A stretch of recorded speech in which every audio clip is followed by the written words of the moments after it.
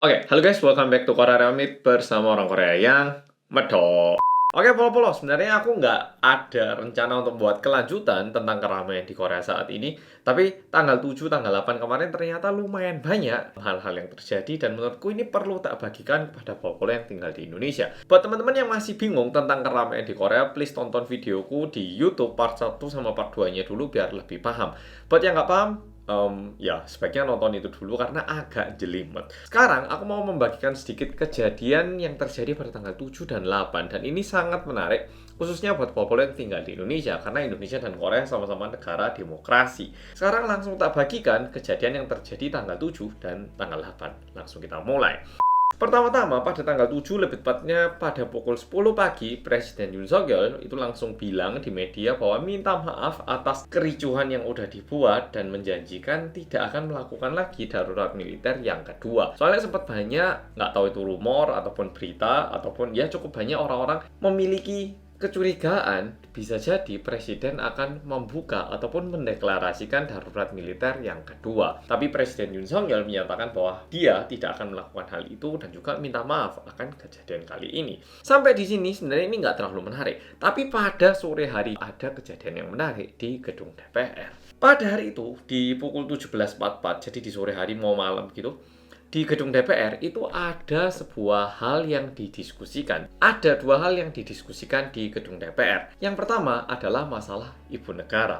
Apakah ibu negara alias istrinya Yoon Suk Yeol, presiden Korea saat ini, perlu diinvestigasi spesial karena cukup banyak keramaian berhubungan dengan Kim Gon Hee, khususnya masalah menggoreng harga saham. Nah, ini yang pertama. Jadi kalau misalnya ini disetujui oleh para DPR, istrinya presiden akan diperiksa secara khusus. Yang kedua adalah masalah penurunan Yoon Suk Yeol dari jabatan kepresidenan. Nah, kalau ini disetujui, Yoon Suk Yeol akan disuruh turun ataupun tugasnya sebagai presiden diberhentikan. Wewenangnya itu diberhentikan. Untuk kedua hal ini disetujui ataupun dilaksanakan, dari jumlah anggota DPR yang mencapai 300 diperlukan 2/3-nya yang setuju, alias 200 anggota DPR itu harus setuju akan hal ini. Nah, masalahnya 300 DPR di Korea itu terdiri dengan angka yang lumayan menarik. 108 diantaranya adalah DPR dari partai politiknya presiden. Yang berarti kalau misalnya semua anggota DPR dari partai politik presiden itu nggak setuju, sebenarnya hal ini nggak bakal bisa terjadi. Kecuali ada minimal 8 orang yang setuju. Kalau lebih dari itu, yo semakin mungkin. Karena pastinya partai politik yang lain ataupun oposisi, pokoknya semua partai politik yang lain, mau yang besar atau yang kecil, semuanya itu pastinya setuju. Jadi yang pasti 192 anggota DPR itu setuju. Apakah 8 anggota DPR dari partai politik presiden akan mengkhianati partai politiknya sendiri atau tidak gitu. Nah, pokoknya seperti itu dan akhirnya anggota DPR melakukan voting. Apakah mereka ini setuju atau tidak untuk ibu negara diperiksa lebih lanjut. Dan ternyata dari 300 orang yang memberikan suara setuju untuk istri presiden diperiksa itu mencapai angka 198, sedangkan 102 suara menyatakan tidak setuju. Sehingga istri presiden yang saat ini tidak akan diperiksa lebih lanjut. Nah, agenda pertama selesai, dibukalah agenda kedua.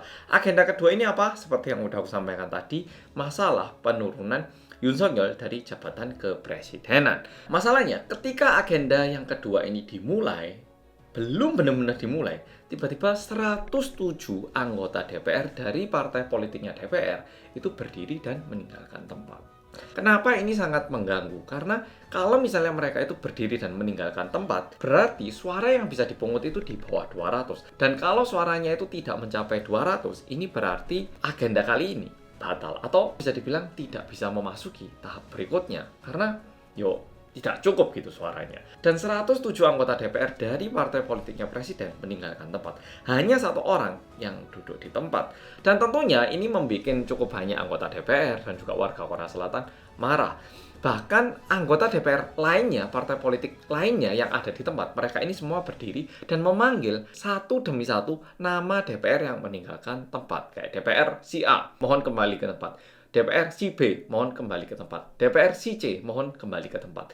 Tapi mereka nggak kembali ke tempat. Tapi untungnya nantinya itu ada 2 orang dari partai politik itu yang paling nggak mereka itu kembali dan memberikan suara. Nah, tentunya kita nggak tahu mereka ini setuju atau tidak karena pemungutan suaranya itu di bawah 200 sehingga hasilnya itu bisa dibilang nggak bermakna dan hasilnya ini tidak dipublikasikan. Karena kalau misalnya mencapai 200 mungkin mereka bakal hitung yang setuju berapa, yang nggak setuju berapa. Tapi karena di bawah 200 ya udah nggak usah dihitung. Jadinya kayak gitu. Sehingga tanggal 7 kemarin istri presiden pun tidak akan diperiksa secara lebih lanjut dan kepresidenan pun tidak akan diturunkan dari jabatannya. Tentunya melihat kejadian ini nggak cuma anggota DPR dari partai politik oposisi, tapi warga Korea pun sangat marah. Ngerti nggak marahnya kenapa? Bukan masalah mereka ini mau menghindari kejadian atau gimana. Giliran kita disuruh milih presiden gimana? Jangan hanguskan suara kamu. Satu suara kamu berarti. Bilangnya kayak gitu. Giliran kamu ini DPR harusnya memberikan suara, entah kamu setuju atau tidak, mereka malah memilih untuk tidak memberikan suara. Ya tuh, kesannya sangat-sangat sangat-sangat nggak masuk akal ya. Atau giliran presiden kita mesti dibilangin sebagai warga, setiap suara Anda berarti, jangan lupa pergi ke tempat pemungutan suara. Ngomongnya gitu ke kita. Tapi giliran mereka sendiri, mereka memilih untuk meninggalkan tempat. Dan ini dipandang sangat negatif. Ya bener sih, mereka mungkin punya rencana sendiri, namun kebanyakan orang kurang suka dengan cara ataupun perilaku yang dipilih oleh para anggota DPR ataupun partai politik presiden saat ini. Dan setelah itu sebenarnya cukup banyak keramaian. Partai politiknya presiden, ketua partai politiknya presiden itu bilang kayak gini, saat ini terlihat presiden mungkin agak susah untuk melanjutkan tugasnya, dan dari sini partai yang akan mengambil alih dan mendiskusikan ke depannya bersama dengan Perdana Menteri. Nah, ini juga sangat ramai di Korea karena misalkan nih Volvo sekarang udah ada presiden ya toh. Misalkan presiden saat ini melakukan sebuah kesalahan. Nah, seharusnya ini kan menjadi sebuah hal yang perlu didiskusikan dengan para warga ya toh. Tapi ketika presiden ini salah, yang mengambil alih malah partai politiknya. Nggak masuk akal ya toh. Dan yang mengambil alih adalah bisa dibilang kepala partai politiknya. Dan ini didiskusikan dengan Perdana Menteri. Dan ini mungkin Volvo bisa memahami Indonesia sama Korea. Kita punya presiden dan Perdana Menteri. Tapi yang lebih utama presiden atau Perdana Menteri kayak nggak terlalu gimana gitu. Ya memang ada negara kayak Singapura yang Perdana Menterinya itu lebih menonjol dibandingkan presiden. Tapi kalau kayak Korea sama Indonesia Perdana Menteri ada, tapi yang lebih penting presiden ya toh. Tapi kalau Indonesia ada wapres, tapi kalau di Korea ini nggak ada wapres. Nah, masalahnya melebihi dari itu. Kenapa partai politiknya yang membuat keputusan sendiri untuk menggambarkan rencana ke depannya. Kan seharusnya ini didiskusikan dengan warga. Dan yang lebih menjengkelkan lagi adalah partai politiknya bilang kayak gini, kita nggak bisa lagi menurunkan presiden sekali lagi. Karena mereka sempat ada pengalaman presiden yang diturunkan di zamannya Presiden Park Geun-hye. Nah, kalau ini kejadian lagi, image kita bakal terlalu buruk. Partai politiknya bilang kayak gitu. Tapi itulah bukan masalahnya warga ya, itulah masalahnya partai politik. Kenapa ini dilemparkan kembali kepada warga? Nah, kejadiannya kayak gitu di tanggal 7. Yang menarik di tanggal 8. Nah, di tanggal 8 ini tiba-tiba kantor kejaksaan bilang bahwa status presiden ini diubah menjadi tersangka berhubungan dengan masalah pemberontakan di Korea. Jadi, pernyataan darurat militer yang dibuat oleh presiden ini bisa dilihat sebagai salah satu bentuk pemberontakan dan ini akan diinvestigasi oleh kejaksaan. Mungkin Paul denger ini terkesan kayak, wah Korea masih menjunjung tinggi keadilan dan juga berusaha untuk menegakkan hukum. Nah, mungkin image-nya kayak gitu. Oke, ini nggak salah, cuman ini juga tidak mendapatkan cukup banyak kehangatan dari para warga karena Presiden Yoon Suk Yeol ini merupakan orang mantan kejaksaan dan saat ini cukup banyak orang-orang pejabat-pejabat yang didudukkan itu juga berasal dari orang kejaksaan. Kalau tak ilustrasikan di Indonesia, misalkan mantan orang KPK, ini beneran ada kejadian nggak ya? Aku kurang tahu sungguh. Aku nggak tahu tentang politik di Indonesia, aku nggak tahu. Jadi aku nggak ada maksud ataupun apapun. Kalau misalnya deket-deket semriwing gitu, aku sungguh ini kebetulan. Misalnya ada mantan KPK lah, lebih dapat gitu. Mantan KPK diduga korupsi, tapi diperiksanya juga sama orang KPK. Kurang bisa dipercaya atau apalagi orang yang diperiksa saat ini menjabat jabatan presiden dan presidennya sendiri merupakan orang dari kejaksaan sehingga orang-orang ngerasa yo mana mungkin bisa adil iki yo pasti mek gaya-gaya itu bilangnya diperiksa bilangnya jadi tersangka nanti setelah diperiksa oh kami sudah melakukan pemeriksaan namun tidak terlihat bukti-bukti ataupun tanda-tanda yang bisa kami gunakan untuk menangkap presiden sebagai tersangka. Misalkan mereka bilang kayak gitu, gimana? Ya tentunya para petugas akan melakukan dengan baik, tapi image-nya kurang dapet ya toh. Nah, iya, kesannya kayak gitu. Jadi kesannya kayak gitu, dan satu hal lagi yang disampaikan oleh partai politiknya presiden, ataupun lebih tepatnya kepala partai politiknya presiden adalah mereka pingin menurunkan presiden lebih awal. Oke, ini agak skeptis karena lebih awalnya ini kapan? Apakah besok atau 1 hari sebelum tanggal berakhirnya jabatannya presiden? Sama-sama lebih awal ya, atau cuman kita nggak tahu awalnya ini apakah sangat lebih awal atau lebih awal dikit atau awal banget atau kapan gitu. Nah, karena pernyataan-pernyataan ini sekarang ini sangat-sangat skeptis, dan menariknya, kalau misalnya Pol-Pol sekarang ada di Korea dan pergi ke dekatnya gedung DPR, lagi ada demo besar-besaran, tapi demo di Korea itu bukan kayak merusak atau gimana. Aduh, bukan berarti di Indonesia merusak loh ya. Aku cuma mau memberikan image lebih kayak konser. Jadi bakal ada artis-artis yang setuju ke sana, mereka akan melakukan performance menyanyi, terus juga bakal ada lagu-lagu yang dinyanyikan yang menandakan perasaan ataupun yang bisa mengekspresikan ataupun mewakilkan perasaan para warga akan kejadian ini, berharap DPR ataupun kepresidenan mendengar suara warga gitu. Jadi banyak juga orang-orang mungkin pacar ataupun keluarga yang mungkin memiliki nilai yang sangat teguh akan nilai politiknya, mereka pergi ke sana juga ikut dukung. Jadi benar-benar kayak tempat konser yang dibuka kepada orang-orang gitu. Dan ini sih dilihatnya cukup positif sama beberapa negara karena terlihat kayak, oh ini loh bentuk demokrasi yang perlu kita junjung. Kalau misalnya pemerintah kurang baik, warganya benar-benar mengambil alih gitu. Dan sedikit informasi di balik keramaian darurat militer pada tanggal 4 kemarin. Sebenarnya waktu itu presiden menggerakkan sangat banyak anggota militer.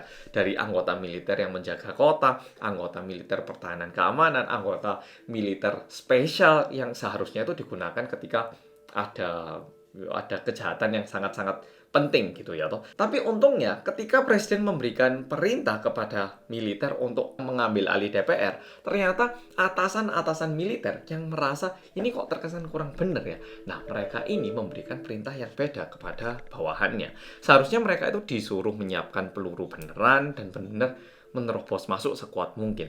Tapi karena anggota militer ataupun pejabatnya ini tahu kalau ini kayaknya kurang benar, apalagi mengambil alih DPR ini merupakan suatu hal yang sangat tidak benar.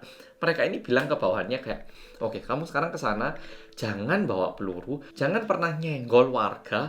Yes, pokoknya kamu di situ pura-pura lah, pura-pura aja. Lebih kayak gitu perintahnya. Karena perintah sebenarnya adalah nyuruh para anggota militer ini masuk ke gedung DPR dan membawa keluar semua anggota DPR. Dan kalau misalnya dipikir baik-baik, tentara-tentara elit ini, kalau misalnya mereka benar-benar mau membawa keluar anggota DPR, pastinya bisa ya toh. Mereka ini adalah tentara elit, bukan tentara-tentaraan ataupun bukan tentara-tentara biasa. Benar-benar tentara elit yang mungkin kalau misalnya ada kejahatan ataupun ada perang, itu mereka akan dikirim gitu. Tapi mereka dikirim ke DPR dan bawa semua senjata, hanya saja atasannya bilang, oke, jangan kayak gitu. Oke, jangan kayak gitu. Sehingga ketika dihadang warga pun mereka jadinya agak lembek. Untungnya kayak gitu. Dan saat ini sebenarnya cukup banyak atasan-atasan tentara yang mulai mengaku bahwa mereka sendiri merasa ini salah ataupun mereka ini merasa ini nggak benar.